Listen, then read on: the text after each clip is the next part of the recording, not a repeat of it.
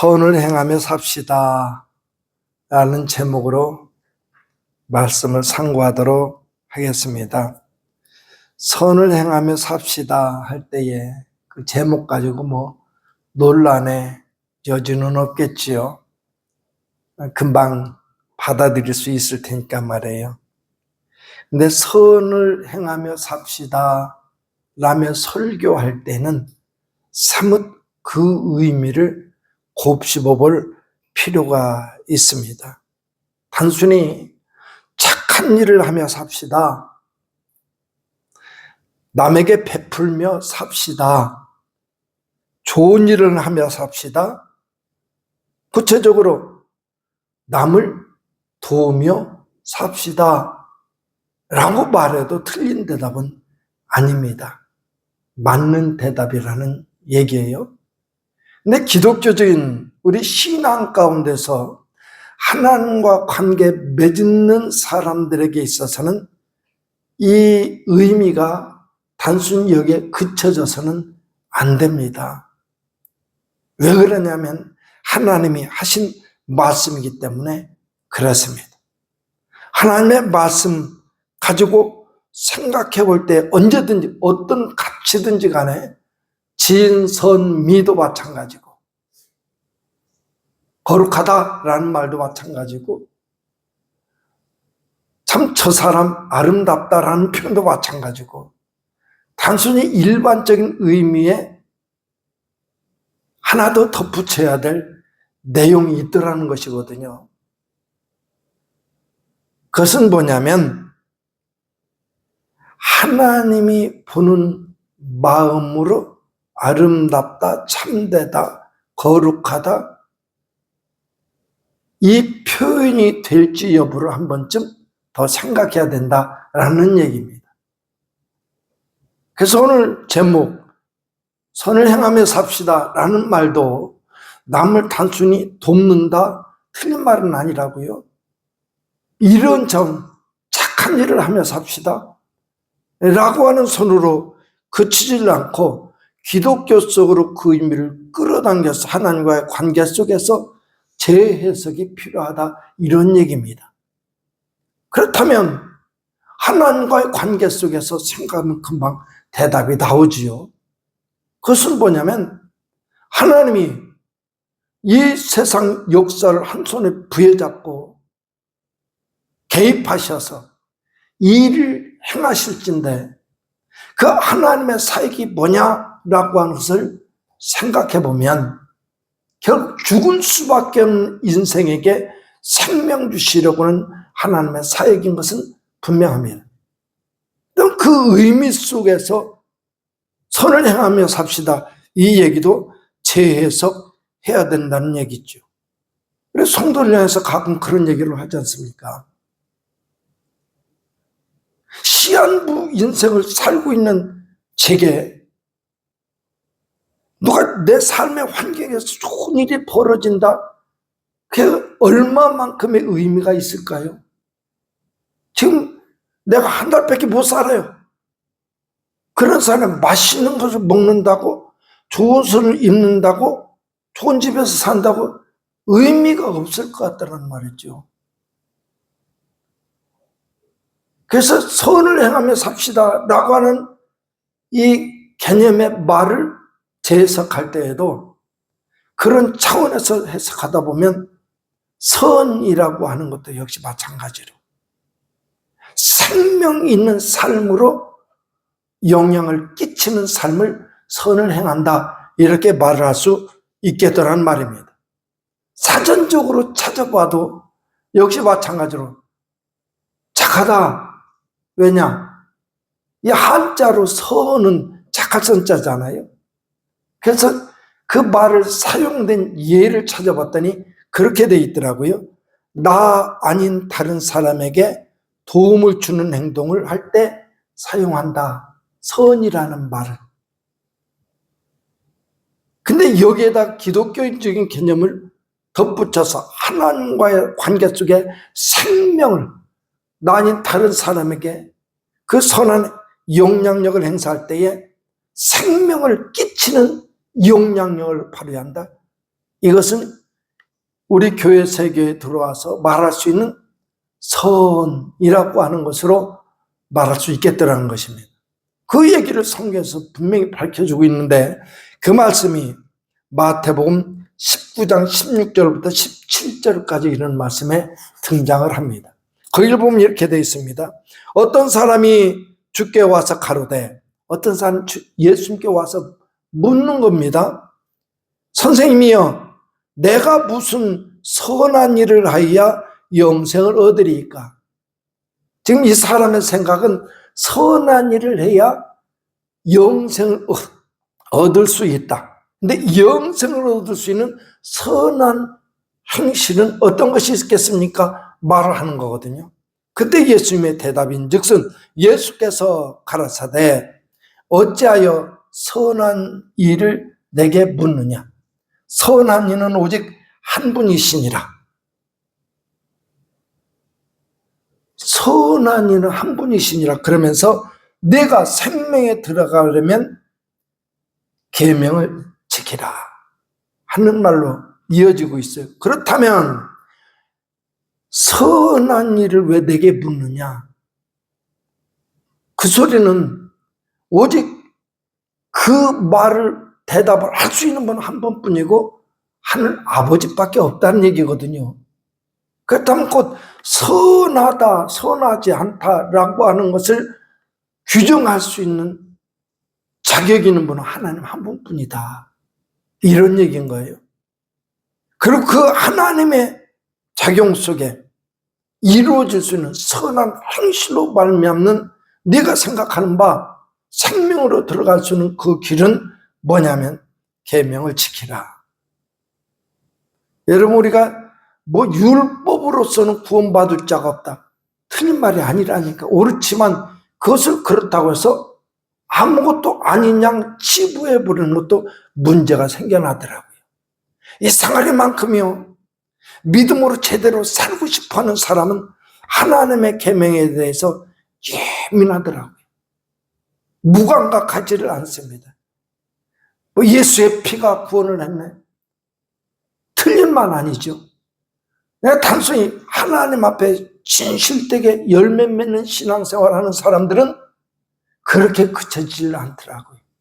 나의 죄악됨으로 말미암아 괴로워할 수 있고 하나님 뜻대로 살지 못하는 것이 괴로움이 되기도 하고, 이런 모습을 특징적으로 공통적으로 가지고 있더라 하는 것입니다. 그래서 이 말씀을 다시금 곱씹어 보는데 여기 말씀에서 핵심은 그것입니다. 예수님의 말씀 속에서 내가 이 지금 어떤 사람이 묻는 질문이에요.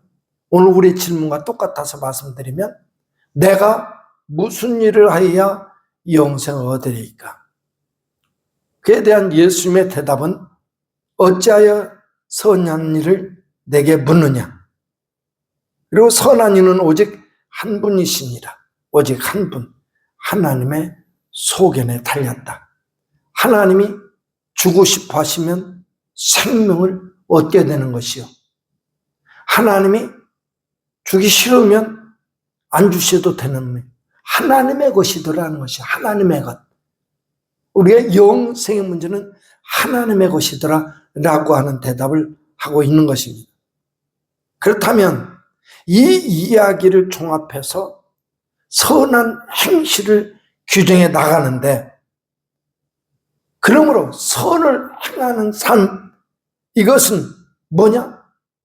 어떻게 사는 것이 선을 행하며 사는 삶이냐 할 때에 최소한 일반적인 개념의 말로서 나 아닌 다른 사람에게 이로운 작용을 하는 삶의 태도를 선한 행실이다 말할 수 있는 것이요, 이것이 우리 신앙의 세계 속에 적용시켜 오게 되면 정확하게 말하자면 하나님께서 세상을 향해서 일하실 수 있는 일이 생명사역이라고 본다면 최소한 하나님이 일하시는 생명사역에 걸림돌이 되지 말고 사용되는 일꾼이 되라는 말씀으로 받아들여지는 겁니다. 우리 성도들이 하나님이 일하시는 하나님이 사용하시는, 하나님 일하시는데 생명사에게 사용하시는 일꾼들이 다 되실 수 있기를 주님의 이름으로 축복합니다. 하나님이 하시는 사역이 그것이니까 말이죠. 바로 이렇게 하나님의 생명사역에 사용되어서 세상을 이롭게 하는 생명의 영향력을 끼치는 그런 삶을 선을 행하는 삶이다, 이렇게 규정합니다. 그럴 때에 하나님께서 그 삶을 통해서 자신을 나타내 보여주시고 보여주실 때 방법은 다양하게 있겠죠. 사람들이 말하는 기적이라고 하는 하나님의 사건을 통해서도 보여주시고, 안 되는 일을 되게 만들어주심으로 하나님이 하셨네 고백하게 만들기도 하시고, 다양한 방법으로 하나님은 보여주시게 될 것입니다. 이 이야기들 끌어들여서 우리 자신의 삶에 적용시켜서 생각하다 보면 내가 이 이야기대로 살아갈 때에 그 삶을 어떻게 말할 수 있을까 생각하다 보니까 이것이더라고요. 곧 하나님의 말씀에 따라서 사는 삶. 내가 하나님의 말씀에 따라서 사는 삶, 이게 선을 행하며 사는 삶의 본질이더라 하는 것입니다. 하나님의 말씀에 따라서 사는 삶을 다시 한번 고집어 보니까 옳거니 이것이구나. 어떤 것? 하나님이 통치하시는 삶. 우리 성도들이 하나님이 마음껏 통치하실 수 있도록 하나님께 그 삶을 내어주실 수 있기를 주님의 이름으로 축복을 드립니다. 하나님의 통치가 있으면요, 하나님이 다스리시는 삶을 이 뜯어보고 저리 뜯어보면서 분석할 때에 그 삶에 되어지는 내용들, 삶의 형태를 구성하는 모든 것들을 분석해서 결론을 내리면 이런 결론이 내려지더라. 외면할 수 없이, 거절할 수 없이 압도해 들어오셔서 내 인생 내 마음대로 살게 하지 아니하시고 하나님의 뜻을 이루는 삶이 되게 만드시는 하나님의 강권적인 역사 많이 들어보셨죠? 우리 성도들이 추구했던 믿음의 삶의 모습인 줄로 믿습니다. 그리고 지금부터는 그것이 현실이 될 수 있기를 주님의 이름으로 축복을 드립니다. 이것이 하나님의 통치의 본래적인 내용이더라. 얼마나 멋있습니까? 하나님이 통치하시면 생각해 보세요. 적용시켜서 내가 만약에 하나님의 말씀이 나를 다스린다, 통치한다. 예배 생활도, 기도 생활도, 교회 생활도, 가정 생활도, 사회 생활도 하나님이 통치하신다 생각해 보세요. 그 인생길에 어떤 현상이 드러나게 될까? 당연히 하나님의 사역의 증거들이 나타나겠죠. 하나님의 사역은 이렇게 말한 대로 되어지고 생각하는 것이 현실이 되고, 할렐루야. 그래도 꿈을 못 꾸면 어쩔 수가 없죠. 하나님의 꿈이 저와 우리 성도들을 다스릴 수 있기를 주의 이름으로 축복합니다. 하나님의 통치하시면 외면할 수 없이 거절할 수, 하나님 앞에 거절, 하나님 그만하세요. 손사래를 칠 만큼 하나님 역사하세요. 이게 아니라 하나님 그만하세요. 해도 하나님 역사하시는 얼마나 멋진 인생이 되겠습니까? 거기다 덧붙이는 거예요. 그 눈길 머무는 곳에 하나님의 역사가 일어나고 마음이 미쳐지는 곳마다 세상 사람들은 기적이라고 하는 하나님의 사건의 현장이 되더라. 그리고 그 인생을 통틀어서 한마디로 말하자면 그 사람의 인생 자체가 하나님의 사역의 현장이 되더라. 그런 우리 성도들이 될 수 있기를 주의 이름으로 축복을 드립니다. 선을 행하며 사는 것 하나 어려울 거 없어요. 이렇게 하나님의 은혜 가운데 하라시면 하고 멈추라시면 멈추고, 할렐루야. 예. 예전에 페르시아 종말 얘기 언제 한번 꺼낸 적 있죠? 예전에 페르시아 말. 아주 유명한 말이래요. 명마래요, 명마. 근데 그 명마의 종류를 만들어내기까지 얘기를 들으니까 은혜가 되대요. 어떻게 되냐면, 지역에서 내놓으라 하는 유명한 말들을 수집해서 한 100여 마리 모아놓고 이놈들을 훈련시키는 거예요. 어떤 훈련? 주인의 말에 딱 알아듣는 말. 주인의 말을 딱 알아듣는 말. 안배 좀 하셔요. 새겨 들어야 될 거 아닙니까? 예수님 말씀 알아들 수 있는 성도. 오늘도 하나님 그것 때문에 훈련시키는지도 모르겠습니다. 그래가지고 저 앞에 내 머리 찰찰찰찰 흘러가는 언덕 위에 마구간을 쳐놓고 100여 마리 말을 거기다 가둬놓고요. 매일매일 100일 동안 건초만 먹였대요. 건초. 말은 풀이요. 근데 얼마나 목마르겠어요. 저기서는 잘잘잘 흐르는 시냇물 소리가 들리는데 목이 말라 죽겠죠. 100일 지났을 때 그때까지 훈련을 시켰겠죠. 주인 말만 들을 수 있는 훈련.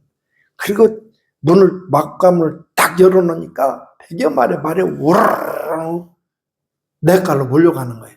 거의 다다랐을 때 스톱! 주인이 외쳐대는 거죠.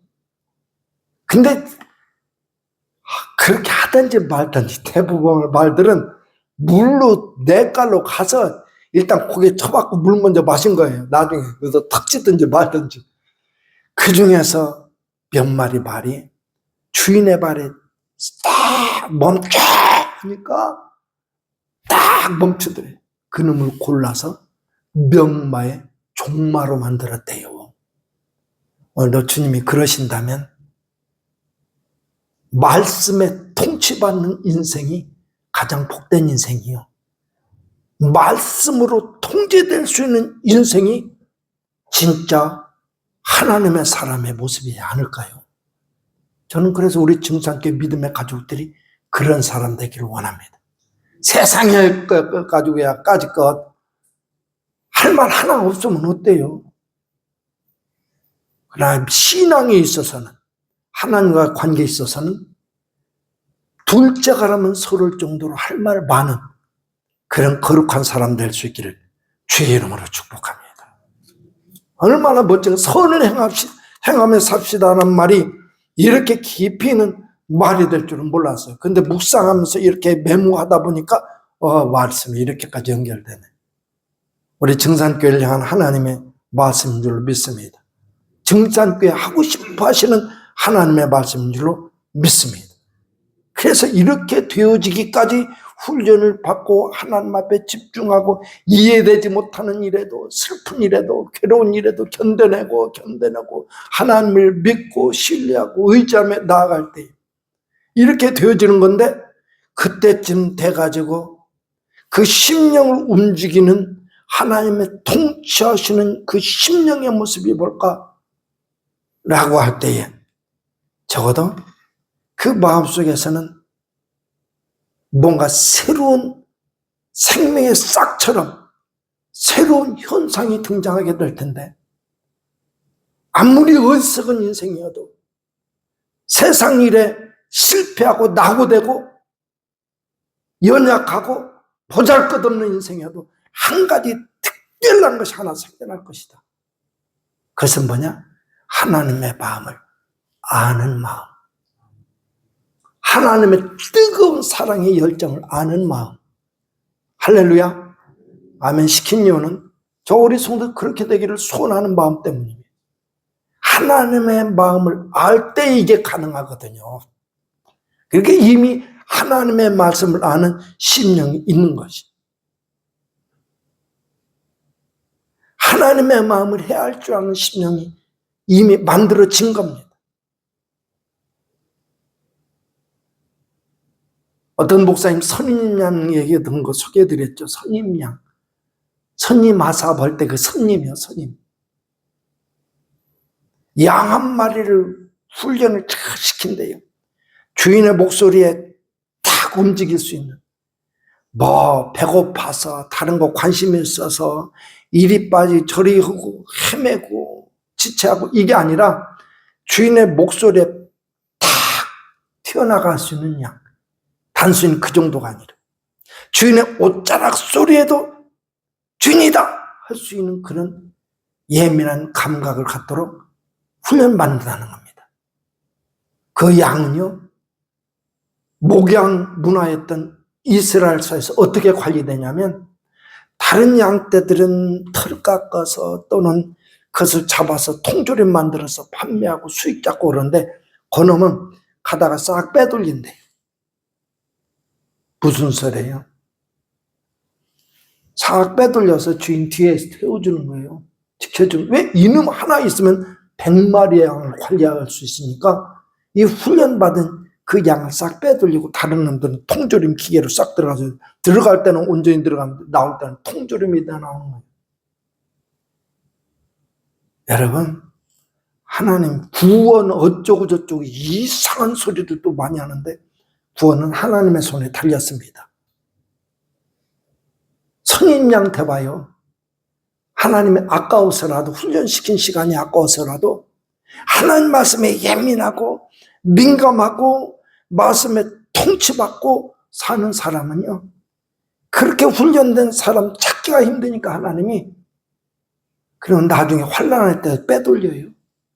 환난에서 빼돌려요. 할렐루야. 빼돌리는 거 하나님이 빼돌리는 거예요.